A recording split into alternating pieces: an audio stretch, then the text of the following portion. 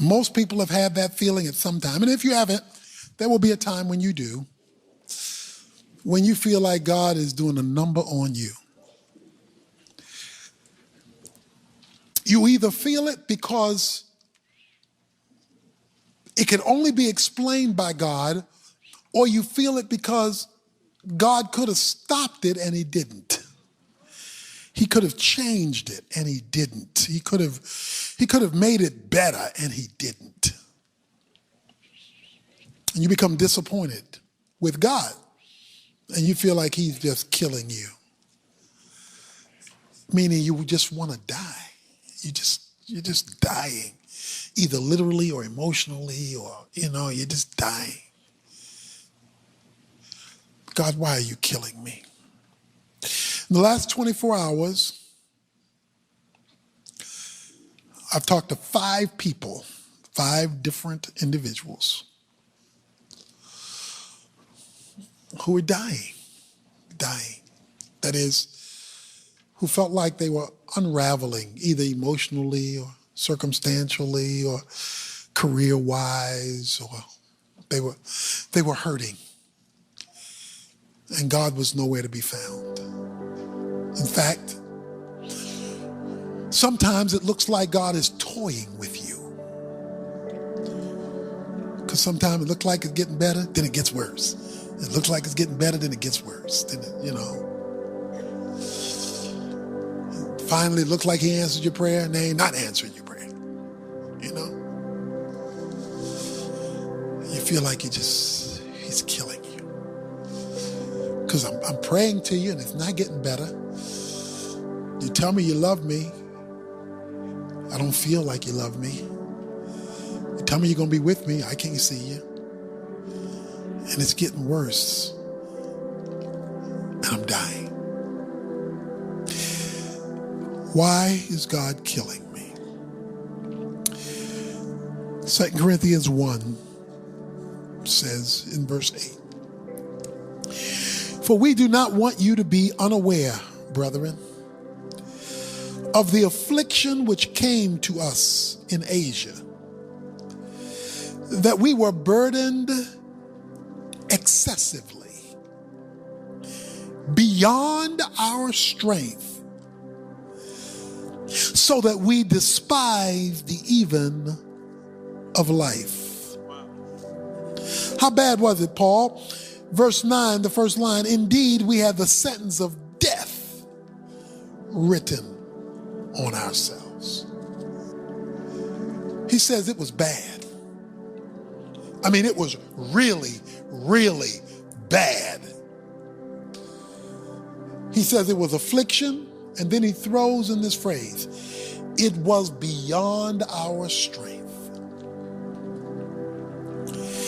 So what I want to do right now is I want to demythologize.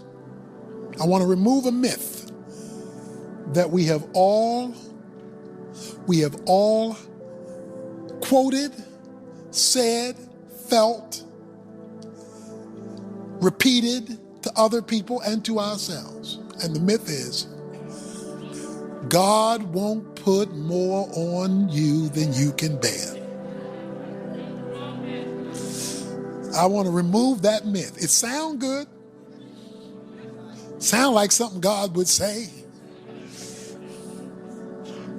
Sounds like it works. That God won't put more on us than we can bear. Not true. Paul says it was beyond our strength.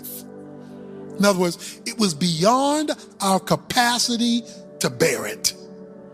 We couldn't take anymore. I can't take this. I can't handle this. I'm dying. He says, and the sentence of death was on us. In other words, the next thing on the agenda was to die, rather than live like this, rather than bear this, rather than go through this. He's saying God put more on us than we could bear, because there was only one thing left: to die.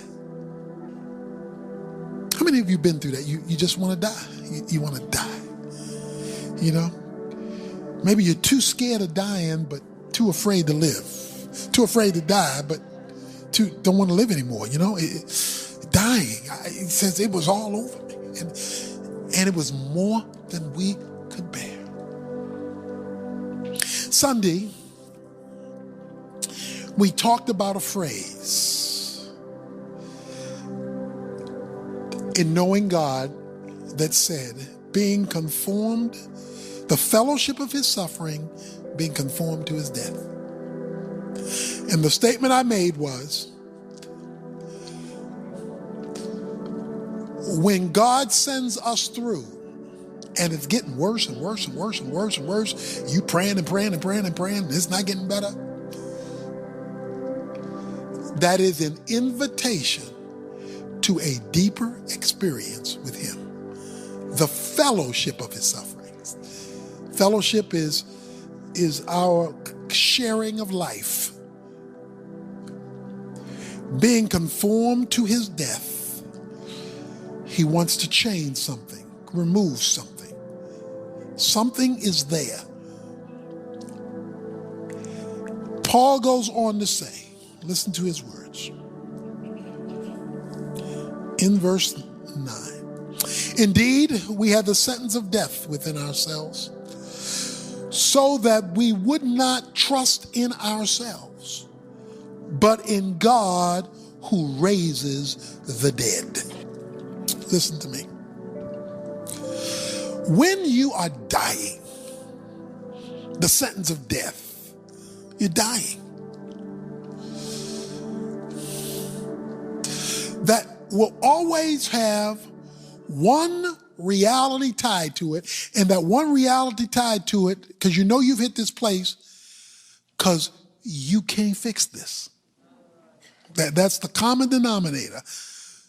The reason that you want to give up is there is no fixing in sight. You can't fix it, and you don't know anybody who can. All your human resources have been depleted.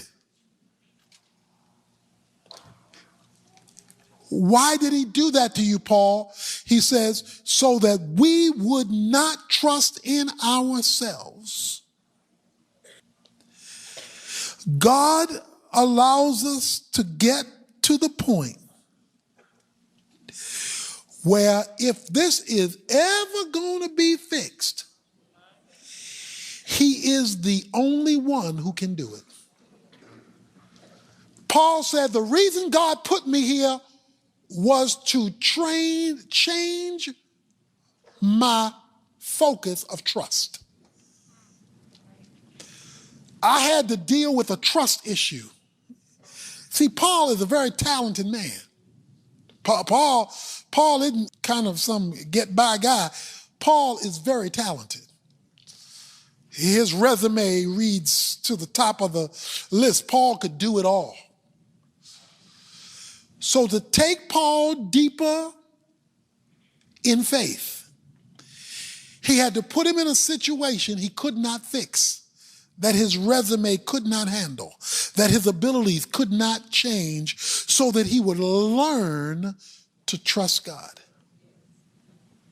So to force him to a deeper faith level, he put him in a situation he couldn't handle, beyond his strength.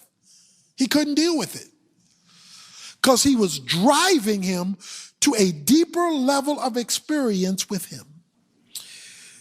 The word we use for this is brokenness.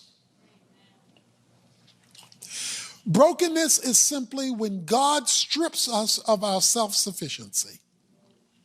When God removes our tendency to depend upon ourselves.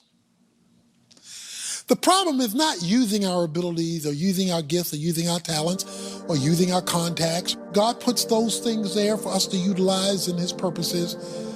But when he sees that we have relied on those, we trust in the horses the Old Testament talks about, and the bows and the arrows. We don't just use them.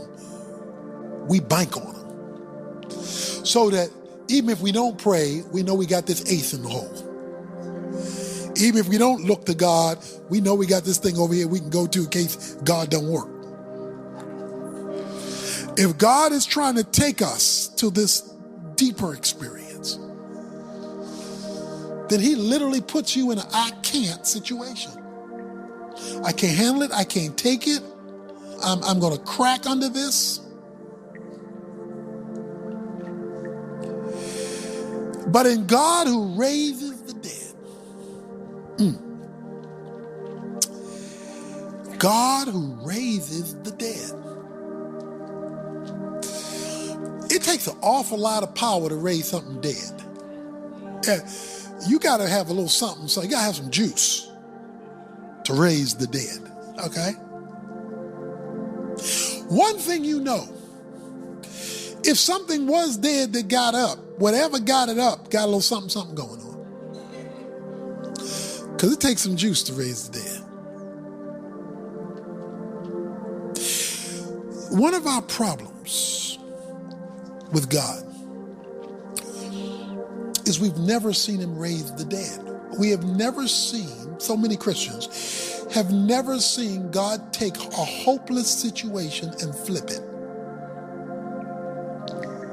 Because it's in those times when he takes something that's hopeless and you see no way, no how, and he flips that God has now become real to you at a level that he was not before.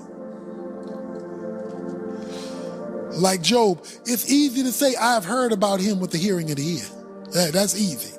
You can do that every Sunday, every Wednesday. Hear about him with the hearing of the ear. But it's a whole nother thing to say, I have seen him with my own eyes. That's a whole different paradigm when the understanding of the reality of God has now burst on the scene because you watched the resurrection. That's why God let Lazarus die.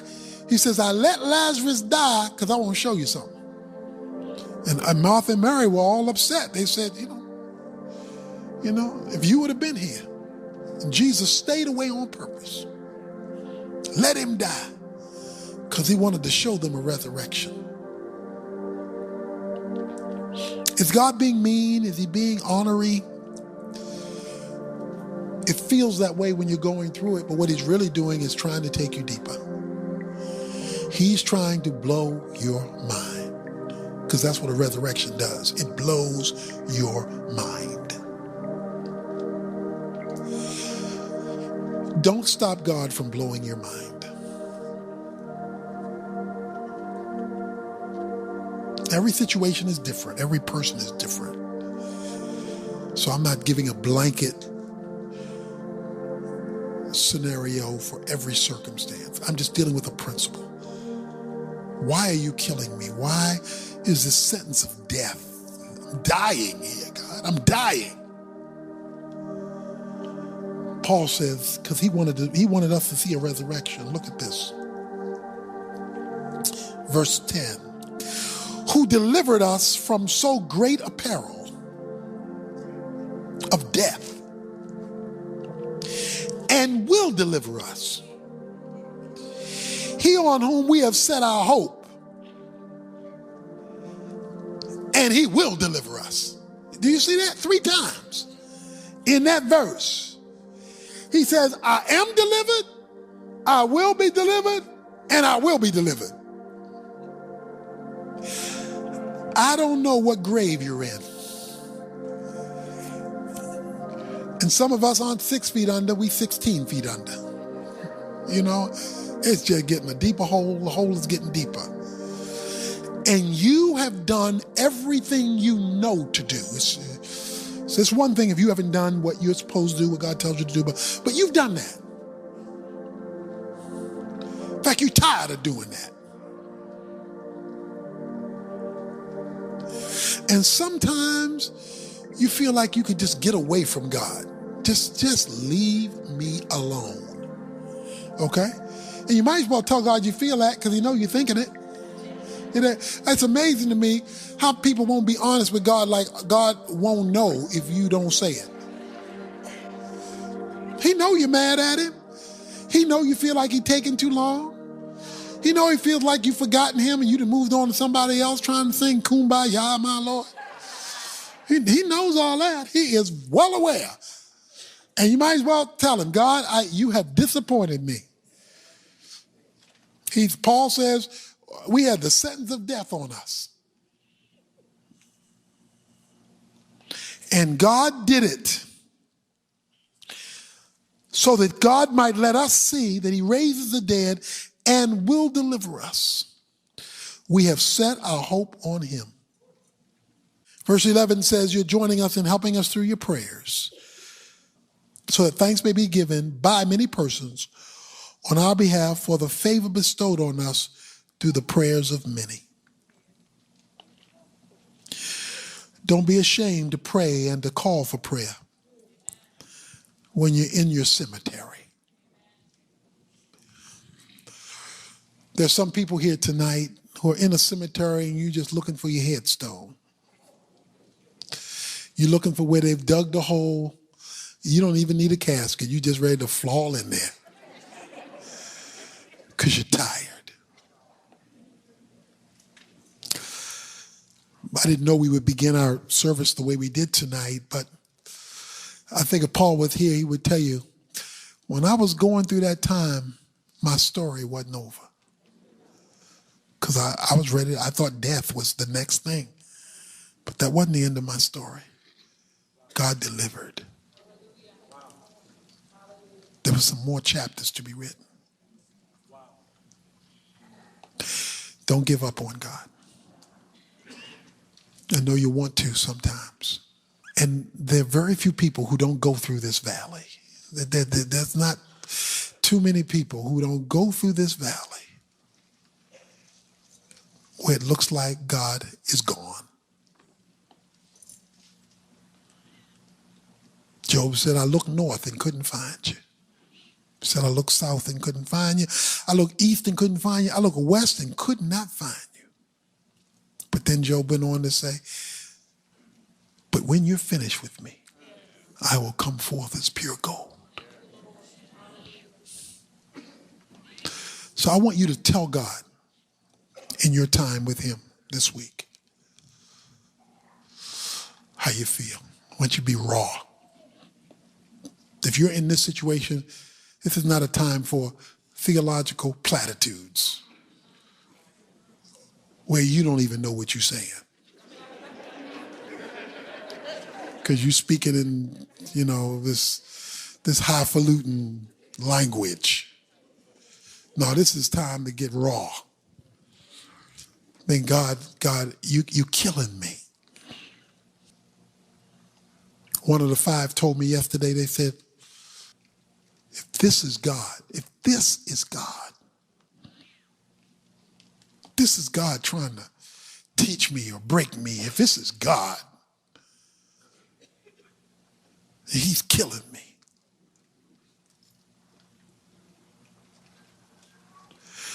But that was the same one that got the phone call this afternoon that raised the dead.